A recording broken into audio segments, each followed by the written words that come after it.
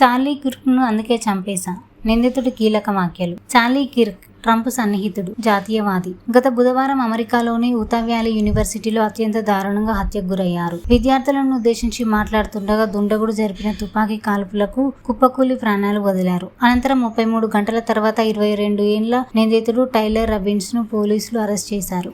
ఇక ఈ ఘటన తర్వాత నిందితుడిని కఠినంగా శిక్షించమని ట్రంప్ ప్రకటించారు. దేశమంతా దిగ్భ్రాంతికి గురైంది. వేలాదిగా ప్రజలు తరలివచ్చి నివాళులర్పించారు. తాజాగా నిందితుడు రబిన్స్ కు సంబంధించిన కీలక విషయాలు వెలుగులోకి వచ్చాయి. వారం క్రితమే ఈ హత్యకు ప్రణాళిక రచించినట్లుగా నిందితుడు పోలీసులకు తెలియజేశాడు. ఈ మేరకు కోర్టుకు దాఖలు చేసిన పత్రాల్లో పోలీసులు పేర్కొన్నారు. ఇక హత్యకు గల కారణాలను నిందితుడు ముందుగానే ఒక నోట్ పై రాశాడు. దాన్ని కూడా పోలీసులు స్వాధీనం చేసుకున్నారు. ప్రస్తుతం నిందితుడు లింగ మార్పిడి కోసం చేసుకున్న వ్యక్తితో కలిసి ఉంటున్నట్లుగా గుర్తించారు. ఇక చార్లీ కిర్క్ హత్య చేసిన నిందితుడు రబిన్స్ లింగ మార్పిడి భాగస్వామితో నిత్యం టచ్ లో ఉన్నాడు. వరుస సందేశాలతో నేరం చేసినట్లు ఒప్పుకున్నాడు. అయితే పోలీసులు స్పష్టమైన కారణాన్ని చెప్పలేదు గానీ కోర్టుకు దాఖలు చేసిన ప్రకారం చార్లీ కిర్క్ ద్వేషాన్ని రగులుస్తున్నారని, ఆ కారణంతోనే నిందితుడు చంపినట్లుగా పేర్కొన్నట్లు తెలుస్తుంది. ద్వేషం తనకు విసుగు తెప్పించిందని, కొన్ని ద్వేషాలను పరిష్కరించలేవని రబిన్స్ ను తన భాగస్వామితో పంచుకున్న టెక్స్ట్ మెసేజ్ వెలుగులోకి వచ్చింది.